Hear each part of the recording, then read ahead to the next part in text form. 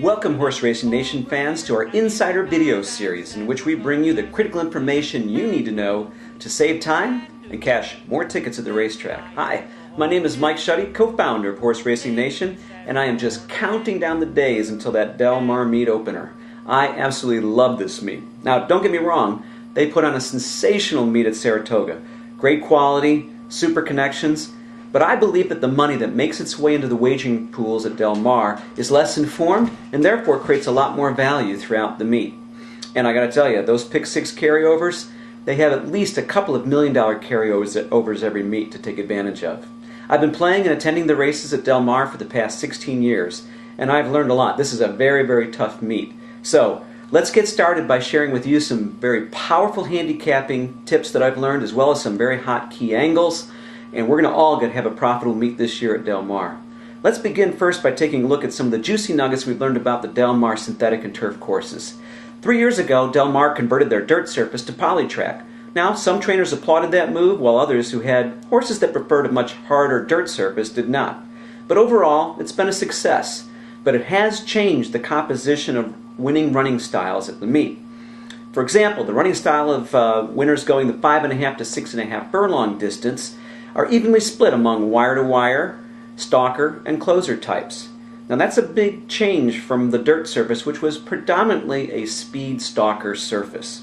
At the 7 furlongs and the mile and 1/16 distances, it's very tough to wire the field. In fact, nearly 85% of the winners at those distances are stalkers and closers. With the exception of the 5.5 furlong distance, the outside posts here pose no problem, especially for horses going 6 to 7 furlongs. In fact, they're preferred because of that quirky configuration of the turns, and then you have that slope in that track, and you ask any rider who's here, the worst spot is not to be on the outside, but it's to be behind a horse on the inside as they come out of that far turn. Why? Because horses coming in from the outside, they actually make a harder left turn than at any other track coming into the stretch, and therefore they kind of compress the rest of the field toward the rail. So if you're bottled up and stuck behind a horse on that rail coming to that turn, it's very, very difficult to find a hole and break yourself loose. Just watch a few replays, head-on replays, and see the phenomenon for yourself. So, post position at the polytrack surface really isn't a big factor. One exception may be the 11 and 12 posts for the 5.5 furlong distance, but honestly there just aren't enough observations to make a solid conclusion here. So, let's get to the good stuff. Let's take a look at some of the big hot angles here that really going to make a difference in your wagering this year. Here's hot angle number 1. My friend Mac in Encinitas is a brilliant handicapper.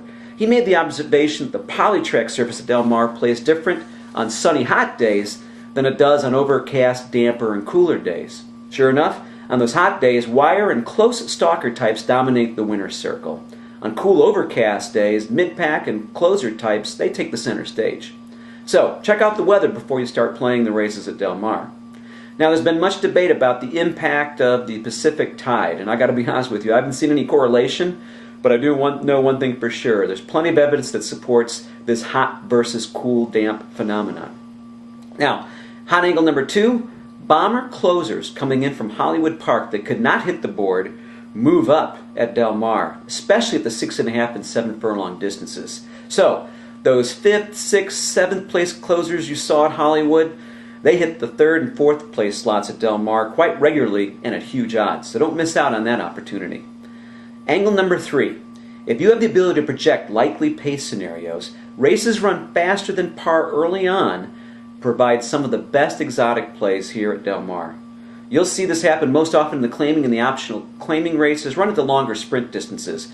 Watch for it and then bet those closer bombers with a lot of confidence. Number 4, 3-year-olds coming back from long layoffs. For whatever reason, they do very well in their debuts at Del Mar, with really nice prices to boot. So, don't discount a long layoff 3-year-old at this meet. Now, let's move over to the turf course, which continues to be dominated by stalkers and closers, comprising 75 to 80% of the route turf wins. Wire jobs are especially hard to achieve at the mile distance, as they are at many tracks. Now, just the opposite is true, of course, for the turf sprints. About 80% of those races are won by wire-to-wire stalker types. So downplay those horses that have a little bit of a tendency to start slowly. For route turf races, Del Mar track maintenance moves that rail out about 15 feet, and that typically takes place around August 5th, August 6th, somewhere in there. Now that move actually helps the stalkers a bit, so be aware of that as we get into the meet, and look for that change somewhere around that first week of the meet. For turf routes, posts 9 and 10 are really tough draws. You need a superior horse with a gift of a trip to win from out of there.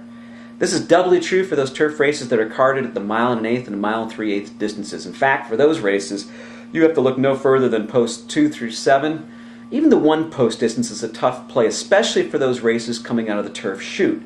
You have to gun from the gate or risk being shut off when the field makes that sharp left turn onto the turf, on the main turf course. All right, are you ready for some hot angle plays here on the turf course? Here are just a few that pay big year in and year out. Hot angle number 1 on the turf. Discount those front runners coming off the Hollywood turf course, especially the wire types. They get way overbet here, and they create value across the rest of the contenders with that preferred stalker closer running style. Hot angle number 2, the synthetic to turf switch along with a long layoff is just a super productive angle at Del Mar. You'll catch a couple of long shots every couple of weeks here at this meet. Number 3, horses stretching out from a sprint, turf or poly track, to a route turf make an extremely poor bet. The win rate is less than 5%, and you can eliminate a lot of favorites with this angle. And number 4, foreign debut horses do pretty well here at Del Mar, though this angle has diminished somewhat now that the turf course more closely resembles that Santa Anita shorter cropped cut turf course. But you'll still find some great value here with those foreign shippers. Look to the trainer stats for additional